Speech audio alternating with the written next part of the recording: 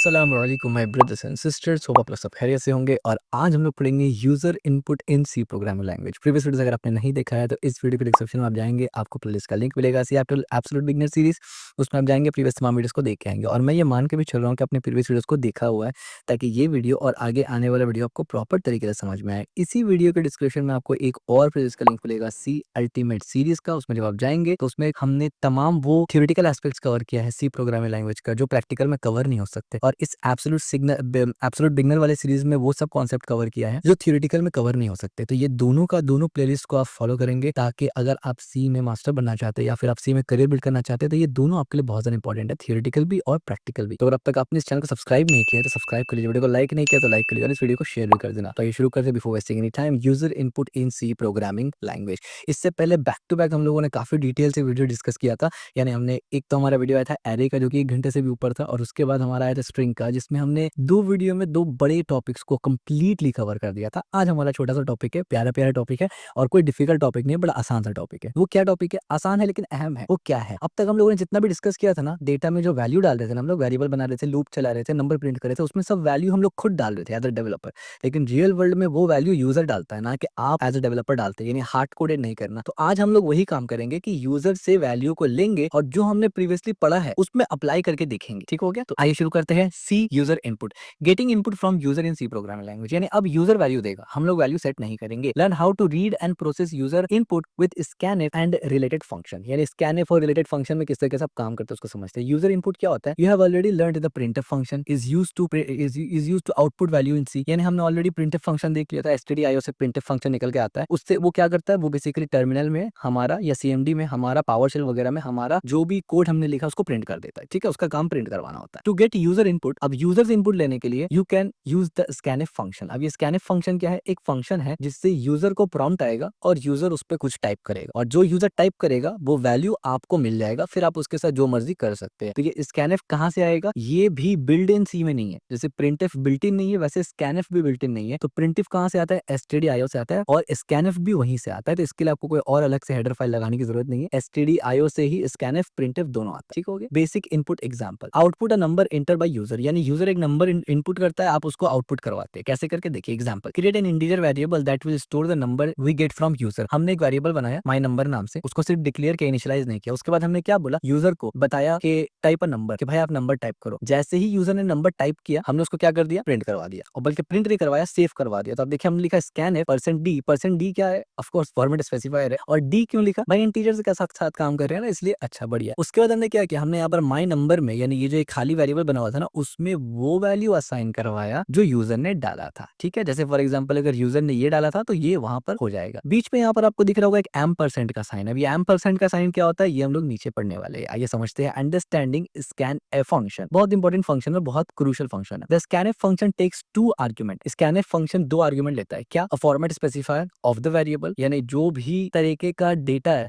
User डालेगा, यानी अगर आप इंटीजर स्टोर करवाना, ऑफ कोर्स जाहिर सी बात है जो यूजर डालेगा आप उसको एक वेरिएबल में स्टोर करवाना चाहते हैं, तभी तो आप स्कैनफ इस्तेमाल कर रहे हैं। तो जो वेरिएबल में आप जब स्टोर करवाएंगे, तो हमने ऑलरेडी ये वेरिएबल वाले पार्ट में पढ़ लिया है ना कि वेरिएबल हमेशा कोई ना कोई डेटा टाइप के अंदर ही होगा। ऐसा हो ही नहीं सकता कि वेरिएबल बनाया डेटा टाइप ही नहीं है। तो इसका मतलब है कि अगर डेटा टाइप होगा तो उसका स्पेसिफायर भी होगा प्रिंट करवाने के लिए। तो इसीलिए स्कैनफ 2 आर्गुमेंट लेता है। एक तो फॉर्मेट स्पेसिफायर कि भाई उसका डेटा टाइप क्या है पहले वो बता दो। दूसरा a reference of operator, not of operator, reference operator, यानी और एक रेफरेंस ऑपरेटर चाहिए उसको। ऑपरेटर क्या है? ये %, एक ऑपरेटर है। ये रेफरेंस क्यों चाहिए उसको? या ये रेफरेंस है किस चीज का? Which stores the memory address of the variable. यानी %, जब आप लगाते हैं वेरिएबल के साथ, तो वो वेरिएबल मेमोरी में यानी आपका रैम में कहाँ स्टोर है उसका रेफरेंस मिल जाता है। तो बेसिकली होता ये है कि जब यूजर कुछ बोलता है, यानी यूजर जब कुछ टाइप करता है, मान लीजिए यूजर ने कहा 1 2 3, यानी टाइप किया 1 2 3, तो ये 1 2 3 एक वेरिएबल में जाएगा। जब आप वेरिएबल में 1 2 3 लिखते हैं हार्ड कोडेड, तो आप डायरेक्ट वेरिएबल में डालते हैं, यानी वेरिएबल में वैल्यू डालते हैं, उसके बाद वो मेमोरी में जाता है। वो असाइनमेंट ऑपरेटर काम करता है, हमने ऑलरेडी देखा था कि इज इक्वल टू के बाद जैसे ही आप नंबर डालते हैं वो उसके अंदर घुसता है। अंदर घुसने से मुराद है कि वो वेरिएबल में जाता है, यानी मेमोरी में राइट होता है। मेमोरी आप लिख रहे हैं वो नंबर। लेकिन जब स्कैनफ इस्तेमाल करते हैं ना, तो ये डायरेक्ट लिखा जाता है, यानी आप वेरिएबल को डायरेक्ट मेमोरी में जाके लिख रहे हैं विदाउट एनी इंटरमीडिएटर। ठीक है, हाउ स्कैनफ वर्क? स्कैनफ काम कैसे करता है? The format specifier tells scanf to expect an integer, यानी फॉर्मेट स्पेसिफायर लगाने से भाई स्कैनफ को मालूम चल जाएगा कि सामने वाला क्या डालने वाला है। ठीक है, हम लोग एडवांस लेवल पे इस पर डिस्कस करेंगे कि अगर सामने वाला से जो एक्सपेक्ट कर रहे हैं, जरूरी तो नहीं है सामने वाला इतना सीधा साधा पोला पाला कुछ और डाल दिया तो उसको हैंडल कैसे करते हैं हम लोग बाद में देखेंगे। लेकिन अभी हम लोग मान के चल रहे हैं कि हमारे जो इस्तेमाल करने वाले यूजर्स है वो बड़े सीधे सारे भोले पाले है,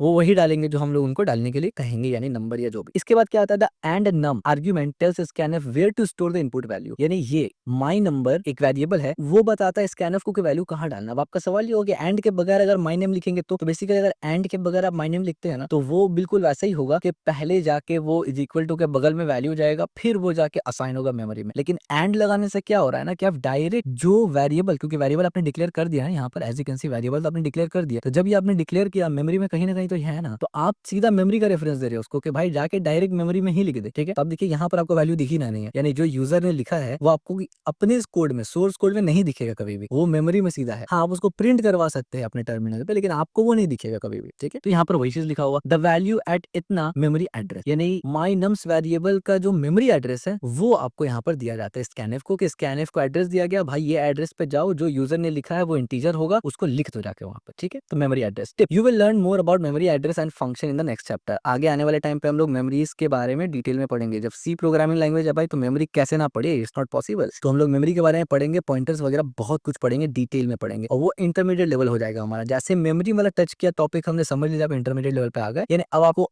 मजा आने लगेगा कि हाँ सी प्रोग्रामिंग का पावर समझ में आने लगेगा, बट वो नेक्स्ट चैप्टर से। आज का वीडियो सिंपल है, मल्टीपल इनपुट भी ले सकते हैं, एक से ज्यादा भी इनपुट ले सकते हैं, ऑफ कोर्स बिल्कुल वैसे ही जैसे एक से ज्यादा हम लोग प्रिंटफ कर सकते हैं, वैसे एक से ज्यादा इनपुट भी ले सकते हैं। The scanf function also allow multiple input, ठीक है, and integer and character in the following example. अब देखिए यहाँ पर एक ही स्कैनफ में आप इंटीजर कैरेक्टर दोनों ले सकते हैं। कैसे ले सकते हैं, बिल्कुल सिंपल सी बात है, दो वेरिएबल बना लिया, एक इंट माई नेम, एक कैरेक्टर में माई कैरेक्टर बना लिया, और स्कैनफ के अंदर हमने क्या किया, पहले माई नम रखा, यानी पहले फॉर्मेट स्पेसिफायर नंबर वाला रखा तो पहले माई नेम का रेफरेंस दे दिया, दूसरा फॉर्मेट स्पेसिफायर सी रखा तो माई कैरेक्टर का रेफरेंस दे दिया, एज सिंपल एज दैट। अब यहाँ पर आप देखिए स्ट्रिंग इनपुट, अच्छा अब इतना सारा कुछ हमने स्ट्रिंग इनपुट वगैरह देख लिया, लेकिन हमने यहाँ प्रैक्टिस तो किया ही नहीं है, तो ये प्रैक्टिस भी कर लेते हैं। सबसे पहले यहाँ पर इंक्लूड, मैं यहाँ पर इंक्लूड लिखूंगा, उसके बाद मैं यहाँ पर बोलूंगा stdio, stdio आ गया, उसके बाद मैं बोलूंगा इंट मेन क्या लिख रहा हूँ मैं, मेन आ गया यहाँ पर, और रिटर्न आ गया यहाँ पर, और 0 आ गया, काफी अच्छी बात है। और अब हम लोग क्या करेंगे यहाँ पर, सबसे पहली बात तो ये है कि मैं बोलूंगा इंट, और मैं बोलूंगा नम, और मैं यहाँ पर बोलूंगा, और कुछ नहीं बोलना, यहाँ डिक्लेयर करना है सिर्फ, मैंने डिक्लेयर कर दिया। उसके बाद हमने प्रिंटफ इस्तेमाल किया, और करते हुए हमने लिखा प्लीज, PLEAST, प्लीज एंटर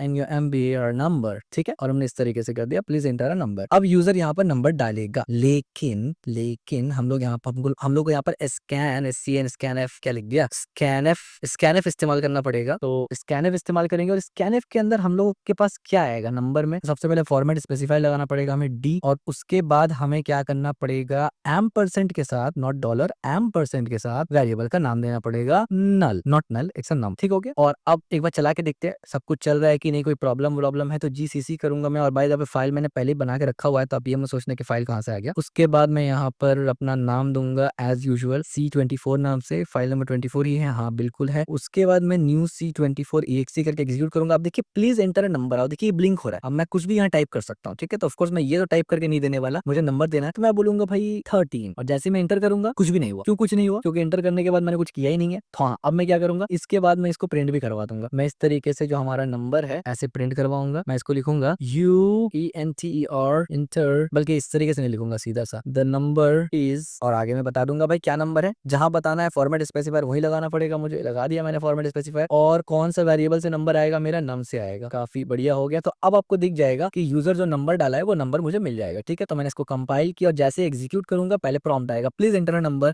मैंने 33 डाला, जैसे मैं इंटर क्लिक करूंगा the number is 33, as simple as that. तो अब देखिए मैंने वैल्यू यूजर से जाके लिया, और ये बड़ा अजीब सा लग रहा है बीच में स्पेस, तो मैं इसको हटा देता हूँ, ठीक है, ताकि थोड़ा सा अच्छा लगे। परफेक्ट, ठीक हो गया। तो इस तरीके से हमने किया, पहले स्टेप में वेरिएबल बना के रखा, दूसरे स्टेप में यूजर को एक कुछ दिखाया कि करना क्या है, एक नंबर प्रिंट करवा दिया, एक नाम, एक कैरेक्टर, यानी नाम कैरेक्टर तो नहीं, एक सेंटेंस प्रिंट करवाया कि यूजर को मालूम चले कि भाई एंटर क्या करना है। उसके बाद यूजर से वैल्यू लिया और उसके अंदर डाल दिया, और 4th नंबर में सिर्फ उसको प्रिंट करवाया, ठीक है। अब ये प्रिंट हम कहीं भी करवा सकते हैं, बट अभी तो कोई पॉइंट नहीं था रोकने का, तो इसलिए नीचे ही करवा दिया प्रिंट, ठीक हो गया। अब आइए मल्टीपल, हाँ मल्टीपल एग्जाम्पल भी यही देख लेते हैं हम लोग। तो अब मान लीजिए मैं मल्टीपल एग्जाम्पल अगर देखूं, तो मैं यहाँ पर एक और कैरेक्टर बनाता हूँ कैर, और मैं ऐसे बोलता हूँ कैर में मैं बोलता हूँ लेट्स से जी, ठीक है, जी, या बल्कि जी क्या, हम हाँ जी बोल देते, चलिए जी, नॉट असाइनमेंट ये। अब मैं क्या करूंगा ना, यहाँ पर यूजर ने जैसे नंबर डाला, स्कैनफ में नंबर आ गया। दूसरा में मैं क्या बोलूंगा, मैं इस तरीके से बोलूंगा प्लीज एंटर योर, बल्कि नंबर की जगह मैं एज बोलता हूँ, please enter your age, enter your age. तो अब यूजर एज डालेगा, समझ में आया आपको, यूजर एज एज डालेगा, द मोमेंट यूजर एज डालेगा इस तरीके से आ जाएगा। अब मैं चाहता हूँ दोनों प्रिंटफ अलग अलग काम करे, तो उससे बेनिफिट क्या होगा ना कि पहले एक प्रॉम्प्ट आएगा फिर दूसरा प्रॉम्प्ट आएगा। समझ में आपको किस तरीके से काम हो रहा है? तो मैं एक और यहाँ से उठाऊंगा और इसके बाद जैसे ही ये एज इसमें स्टोर हो जाएगा ना, उसके बाद मैं बोलूंगा प्लीज इंटर योर होगा, यहाँ पर मैंने यू लिख दिया, enter your name's first letter. ठीक है, enter your name's first letter. ठीक हो गया। इसके बाद मैं यहाँ पर परसेंट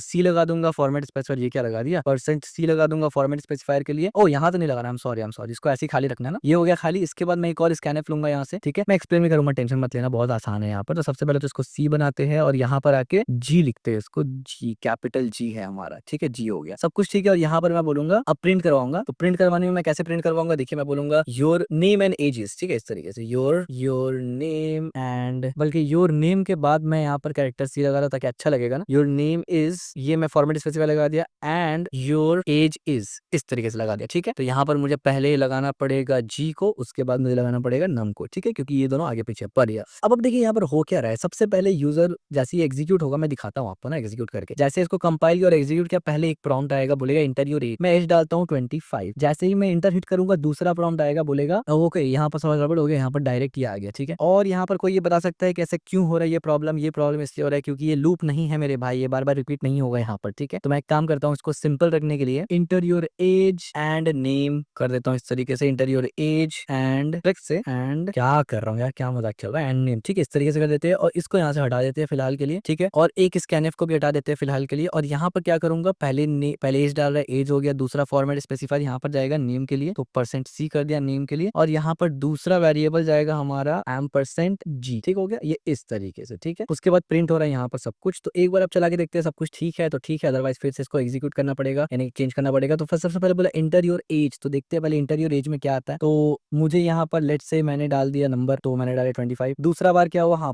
मुझे फिर एक डालना पड़ेगा, तो लेट से मैंने डाला ए। उसके बाद जैसे एग्जीक्यूट किया तो आप देखिए your name is A and your age is 25। ठीक है, अब वो चीज जो पहले अचीव करने का ट्राई कर रहा था ना, कि एक क्लिक करे, एक पे जैसे ही वेरिएबल में स्टोर हो जाएगा, दूसरा प्रॉम्प्ट आ जाएगा, वो लोग आगे पढ़ेंगे। बट अभी सिंपल सा बात आप देख सकते हैं, यहाँ पर दोनों वेरिएबल को हमने प्रिंट करवा दिया। Your age is A and example के तौर पे, and your not your name is A and your age is इतना। ठीक है, जस्ट फॉर एग्जाम्पल कि एक साथ दोनों को अब इस्तेमाल कर सकते हैं यार, बस इतना ही सेफ सेंस बनाना था। बाकी जब प्रोजेक्ट बनाएंगे तो फिर अच्छे से हम लोग सोचेंगे कैसे क्या करना है बहुत डिटेल में। ठीक है, स्ट्रिंग इनपुट, अब स्ट्रिंग इनपुट कैसे करेंगे वो भी काफी सिंपल है। यहाँ पर इसके स्ट्रिंग इनपुट में क्या करते हैं, also get an string inter, यानी अब मुझे भाई ए नहीं चाहिए, यूजर पूरा अपना नाम डाले, मैं वो चाहता हूँ। तब यहाँ पर क्या करेंगे आप देखिए, स्ट्रिंग कैरेक्टर और ये साइज ये सब क्या है, ये मैं समझाता हूँ आपको। इंटर योर फर्स्ट नेम और ये पूरा ये सब क्या चल रहा है। तो सबसे पहले मैं यहाँ पर जाऊंगा और यहाँ पर मैं एक कैरेक्टर नाम से एरे बना लूंगा, खैर क्योंकि स्ट्रिंग भी उसी में होता है। और मैं बोलूंगा एफ नेम, आपको पता है एफ नेम कन्वीनियंस के लिए फर्स्ट नेम के लिए लिखा जाता है। ठीक है, और एफ ऑफ कोर्स कैपिटल तो होता नहीं है कैमल केस के केस में, तो ये ऐसे होगा एफ नेम। और यहाँ पर मैं क्या करूंगा ना, इस तरीके से करके 20 बोल दूंगा। अब ये क्या चल क्या रहा है भाई 20, बेसिकली मैं ये बोलना चाह रहा हूँ कि जो एफ नेम होगा ये 20 कैरेक्टर्स ही ले सकता है। तो मैं डबल कोट्स लिखूंगा, डबल कोट्स काय को लिखूंगा, मैं यहाँ पर डिक्लेयर कर दूंगा इस तरीके से। क्यों, क्योंकि वैल्यू तो यूजर डालेगा ना, बढ़िया। अब मैं क्या करूंगा, मैं यहाँ पर एक प्रिंटफ लिखूंगा इस तरीके से, और प्रिंटफ के अंदर मैं जाके क्या बोलूंगा, मैं बोलूंगा please enter your first name. ठीक है, नेम इस तरीके से, और ऐसे कर दूंगा कि भाई यूजर को बोलूंगा भाई अपना पहला नाम को प्रिंट कर दो। और प्रिंट में मैं SCN स्कैनफ लूंगा यहाँ से, और स्कैनफ में मैं क्या करूंगा, ये स्ट्रिंग है याद रखना, this is string, so that's one of the reasons why इस फॉर्मेट स्पेसिफायर क्या आएगा, %s। लेकिन %s के साथ साथ यहाँ पर क्या आएगा, हाँ स्ट्रिंग का नाम, लेकिन स्ट्रिंग का नाम कैसे, %% के साथ आएगा। ठीक है, तो f नेम इस तरीके से, एंड दैट्स इट। और जैसे ये हो जाएगा, यहाँ पर एरर क्यों आ रहा है, हाँ एरर इसलिए क्योंकि सेमीकोलन छूट चुका था वहां पर। और उसके बाद मैं यहाँ पर बोलूंगा ऐसे प्रिंटफ करूंगा, और मैं यहाँ पर लिखूंगा योर नेम इज, और उसका नाम मैं दिखा दूंगा यहाँ पर फॉर्मेट स्पेसिफायर डाल के। क्या डालूंगा फॉर्मेट स्पेसिफायर, s डालना पड़ेगा क्योंकि ये स्ट्रिंग है, ये भूलना मत यार, बहुत इंपॉर्टेंट चीज है ये बाय द वे। ठीक है, और f नेम डाल दूंगा इस तरीके से और इस तरीके से। ठीक है, तब देखते हैं कोई एरर है कि नहीं हमारा कोड में। VS कोड से एरर जा चुका है, देखते हैं कंपाइल करने में कोई एरर नहीं आया। एग्जीक्यूशन में देखते हैं कि सब कुछ एज एक्सपेक्टेड चल रहा है कि नहीं चल रहा। तो एंटर योर नेम,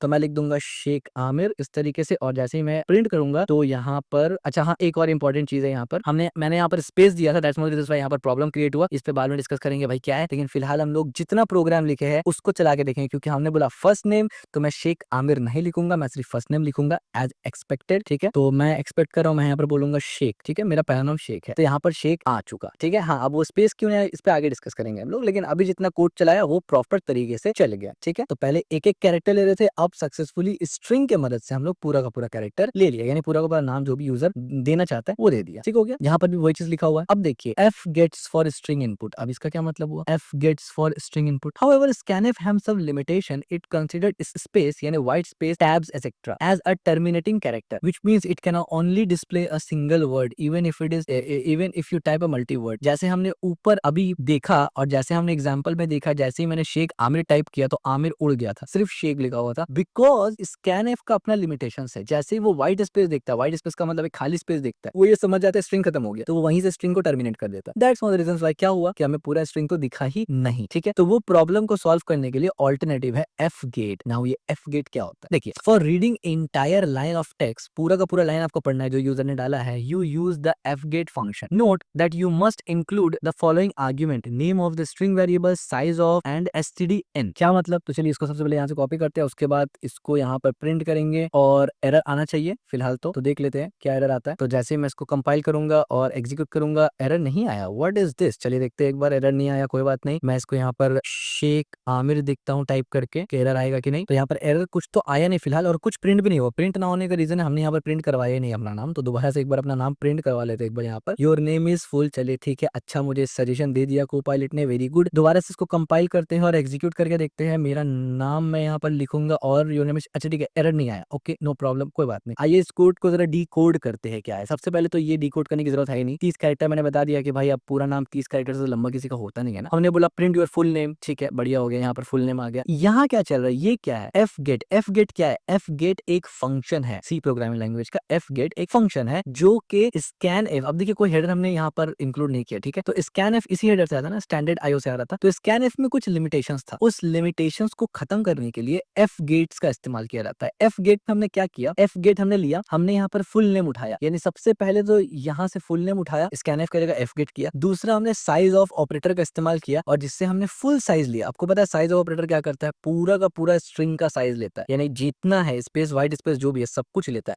वो सब लेता है। उसके बाद stdin करना पड़ा, ठीक है। अब stdin क्या है, अगर आप इस पे कंट्रोल और ऐसे क्लिक करेंगे तो ये पूरा का पूरा सी का कोड खुल जाएगा, जो कि बहुत ही लंबा कोड है सी का, ठीक है। ये पूरा खुल जाएगा, जिसमें आप चाहे तो पढ़ सकते हैं, but I did not recommend, क्योंकि आपको ये कोड समझ में आने वाला फिलहाल है नहीं, बल्कि आपको क्या, बहुत से लोगों को इंटरमीडिएट को भी ये कोड या एडवांस को भी समझ में नहीं आएगा, क्योंकि ये कोड कोई नॉर्मल कोड नहीं है, ये सी प्रोग्रामिंग का अपना फंक्शन का कोड है। जैसे प्रिंटफ फंक्शन फॉर एग्जांपल, अब बात उठा है तो मैं दिखा देता हूँ। यहाँ पर आप जाएंगे, कंट्रोल प्रेस करेंगे तो आप देखिए हाथ यहाँ पर आ जाएगा, इस पे जब क्लिक करेंगे ये प्रिंटफ फंक्शन है यहाँ पर से पूरा, बल्कि यहाँ सिर्फ नहीं है, अलग अलग जगह है, मॉड्यूल्स की तरह इस्तेमाल हुआ है। तो प्रिंटफ फंक्शन, अब आप खुद पॉज करके जरा ये कोड देखने की कोशिश करें, आप बोलेंगे भाई ये है क्या, तो देखिए पहला बार रहे हम लोग, ठीक है। और फिर इसके अलावा भी अगर सोर्स कोड की तरफ भी जाएंगे ना, कोई ओपन सोर्स प्रोग्रामिंग लैंग्वेज वगैरह का या फ्रेमवर्क का, तो भी आपको नहीं समझ में आएगा, क्योंकि वो डिफरेंट तरीका से लिखा होता है, उस पर फिर कभी चर्चा हो जाएगा, ठीक है।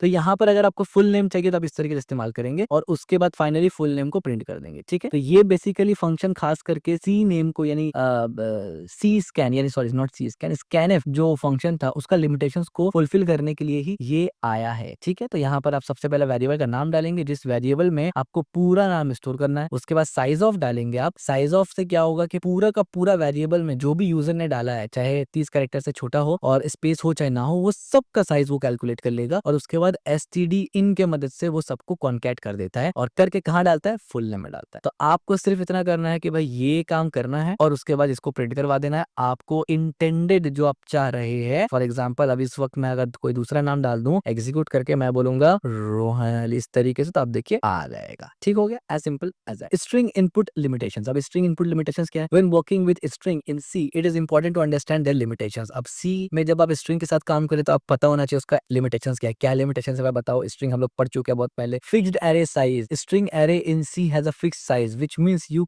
can't store more character than the array was declared for. This can lead the buffer overflow if you try to store too much data. यानी आसान शब्दों में ये है कि एरे साइज फिक्स्ड होता है। आपको पता है हमने यहाँ पर साइज दिया ना 30, तो ये एरे का साइज है, हमने ऑलरेडी पढ़ा हुआ था। तो हमने एरे का साइज दिया और हमने ये भी देखा है कि जब आप इनिशियलाइज कर रहे होते हैं ना, तब एरे का साइज आप स्किप कर सकते हैं, लेकिन अभी हम लोग इनिशियलाइज तो किए ही नहीं है, बाद में इनिशियलाइज कर रहे हैं, तो साइज देना जरूरी है। एरे वाला पार्ट में हमने बहुत डिटेल से इसको डिस्कस किया था, ठीक हो गया। तो साइज जब दे दिया तो साइज से बड़ा आप नहीं देंगे, अदरवाइज क्या होगा, अगर साइज से बड़ा आप देंगे तो बफर ओवरफ्लो हो जाएगा। अब ये बफर ओवरफ्लो क्या है, ये एक थियोरेटिकल पार्ट है, यानी बफर ओवरफ्लो एक कॉन्सेप्ट है जो थियोरेटिकली आपको समझना पड़ेगा। जो चीज लोग स्किप कर जाती है, जितने भी कोर्सेज है मोस्टली उसमें स्किप हो जाता है ये सब चीज प्रैक्टिकल कोर्स में, लेकिन हमारे साथ ऐसा नहीं होगा। हमारा डेडिकेटेड थियोरेटिकल कोर्स मौजूद है, वहां पर बफर ओवरफ्लो बहुत डिटेल से समझाया है। इतना डिटेल की जिंदगी में कभी भूलेंगे नहीं आप, ठीक है। तो वहां जा सकते हैं, यहाँ पर फिर भी शॉर्ट में हमने एक्सप्लेन कर दिया। बफर ओवरफ्लो क्या होता है, if you try to store more character than array can hold, यानी एरे कैन होल्ड, एरे कितना होल्ड कर सकता सकता है, हमने ऑलरेडी साइज में बता दिया कि वो 30 कैरेक्टर होल्ड कर सकता है, लेकिन उससे ज्यादा जब देंगे it can cause buffer overflow which में lead to a security vulnerability of programming crash, यानी मेमोरी लीक होना शुरू हो जाएगा और ये एक सिक्योरिटी वल्नरेबिलिटी है। यानी वल्नरेबिलिटी का मतलब एक कमजोरी है जिससे हैकर्स इसको कुछ तरीके से एक्सप्लॉइट कर सकते हैं, फायदा उठा सकते हैं। ठीक है, best practice, always ensure your string array are large enough to store the maximum expected input and consider using a safe functions like fgates and instead of scanf। यानी जब आप प्रोफेशनली काम करेंगे तो scanf वगैरह इस्तेमाल ना करें, गेटअप इस्तेमाल करें। और जाहिर सी बात है प्रोफेशनली आप ऐसे डायरेक्ट इस्तेमाल नहीं करते कि 30 दे दिया तो यूजर बड़ा ही अच्छा है वो 30 ही डालेगा। नहीं भाई, यूजर 100 भी डाल सकता है। वो आपको एरर हैंडलिंग में हैंडल भी करना पड़ता है कि अगर यूजर 30 से ऊपर डाले बाकी सबको फिल्टर कर दो, सिर्फ 30 ही आना चाहिए ताकि मेरा कोड में बफर ओवरफ्लो ना हो, वल्नरेबिलिटी ना आए। ठीक है, तो हम लोग आगे पढ़ेंगे सब एडवांस कॉन्सेप्ट से। समरी, इस वीडियो में क्या पढ़ा समझ में आना चाहिए। मेजरली हमने यूजर से इनपुट लेते कैसे वो समझा, जिसमें स्कैनएफ से हमने समझा कि स्कैनएफ काम करता है बेसिक इनपुट लेने के लिए। लेकिन जब आप प्रोफेशनली काम कर रहे हो इनपुट के साथ, या ऐसा इनपुट आपको चाहिए जिसमें यूजर स्पेस डाल ही सकता है, हम बोलेंगे अपना एड्रेस डालो, स्पेस तो डलेगा उसमें ना। हम बोलेंगे अपना नाम डालो, उसमें स्पेस डलेगा। हम अगर बोलेंगे एक पैराग्राफ लिख के दो, स्पेस तो डलेगा ही डलेगा। तो जहां भी स्पेस आ सकता है उसके लिए आपको एफ गेट्स इस्तेमाल करना है ताकि आप इंटायर लाइन को इस्तेमाल कर सके। और ये अच्छा होता है मल्टी वर्ड इनपुट के लिए, यानी मल्टीपल डेटा को लेने के लिए भी इनके अच्छा होता है। और आगे हम लोग पढ़ेंगे भी, ये दोनों ही पढ़ेंगे। ठीक है, understanding memory access, memory access भी आप समझ गए इससे। स्कैनएफ जब इस्तेमाल करते हैं तो स्कैनएफ में आप डायरेक्ट रेफरेंस देते हैं मेमोरी का, जबकि एफ गेट में आप नहीं करते। एफ गेट में आप क्या, आपने देखा ना एफ गेट का कोड कैसा था, देखिए एफ गेट में हमने कहीं भी मेमोरी का एक्सेस नहीं दिया उसको। ठीक है, जबकि स्कैनएफ में हमने मेमोरी का एक्सेस दिया था एम% के साथ, इसमें हमने सिर्फ वेरिएबल का एक्सेस दिया। ठीक है, तो ये इजी भी है एक तरफ से देखा जाए, लेकिन स्टिल फिर हमने स्कैनएफ क्यों पढ़ा, पता होना चाहिए आपको सी में कि स्कैनएफ भी कैसे होता है, मेमोरी से कैसे काम करता है। ठीक है, बी अवेयर ऑफ लिमिटेशंस, आपको लिमिटेशन पता होना चाहिए। एरे का फिक्स साइज होता है, can cause buffer overflow, buffer overflow हो सकता है। थ्योरेटिकल वाला सीरीज में हमने बफर ओवरफ्लो वगैरह को बहुत डिटेल में डिस्कस किया हुआ है। ठीक है, इवन स्ट्रिंग्स वगैरह भी वहां डिस्कस किया है। ऐसा नहीं है कि थ्योरेटिकल में हमने जो डिस्कस किया प्रैक्टिकल में वो डिस्कस किया ही नहीं है भाई, दोनों जगह डिस्कस किया हुआ है, लेकिन थ्योरेटिकल में थ्योरेटिकल हिसाब से किया, प्रैक्टिकल में करके दिखाया। ठीक है, की कॉन्सेप्ट क्या है हमने जो पढ़ा, यूज स्कैनएफ पढ़ा फॉर सिंपल प्रेडिक्टेबल इनपुट। यानी आपको मालूम है कि इनपुट, अब मान लीजिए आप बोलेंगे अपना ग्रेड डालो, अब ग्रेड ABCD ही हो सकता है, ई हो सकता है, यानी डबल कैरेक्टर भी नहीं हो सकता। ठीक है, तो स्पेस तो बहुत दूर की बात है। Use gets for multi word input और अननोन लेंथ, यानी अगर आपको लेंथ मालूम ही नहीं है कितना आएगा या मल्टी वर्ड इनपुट है तब आप इसका इस्तेमाल करेंगे। फ्यूचर में जब प्रोजेक्ट बनाएंगे तो इस सब हम लोग इस्तेमाल करने वाले हैं, तो आप समझ जाएंगे कि कैसे और कब इसको इस्तेमाल करते हैं। Always check return value of input function, ये एक नया चीज है जो कि हम लोग आगे पढ़ेंगे कि जब भी यूजर कुछ डाले तो रिटर्न, यानी यूजर का वैल्यू को देखना बहुत जरूरी है कि रिटर्न टाइप क्या है, यानी आपका फंक्शन क्या रिटर्न कर रहा है। जरूरी हो कि आप यूजर से अगर नंबर चाह रहे हो तो नंबर ही रिटर्न करे, ऐसा ना हो कि आप नंबर मांग रहे थे वो कैरेक्टर डाल दिया और कैरेक्टर ही रिटर्न कर दिया, प्रॉब्लम हो जाएगा तब। ठीक है, be aware of buffer overflow with fix array size, buffer overflow से बचना जरूरी है। User input is essential for interactive program, कोई भी ऐसा प्रोग्राम आप बना रहे जो डायनामिक है, जो स्टैटिक नहीं है। स्टैटिक डायनामिक में क्या फर्क है, डायनामिक का मतलब ये है कि जो बदलता रहता है, चेंज होता रहता है। स्टैटिक का मतलब ये है कि भाई वो एक ही जगह है, बदलेगा नहीं। ठीक है, चेंज नहीं होता वो। तो डायनामिक प्रोग्राम के लिए यूजर इंटरेक्शन जरूरी है, जो कि बात सही है। Understanding how to read and process user input is a fundamental skill in C programming language of course, और इसी स्किल को हम लोग आगे और भी ज्यादा इनहांस करने वाले हैं। So that's it for today's video. अगर आपको वीडियो पसंद आए तो इस वीडियो को लाइक जरूर करना, चैनल को सब्सक्राइब जरूर करना और इस वीडियो को शेयर भी कर देना।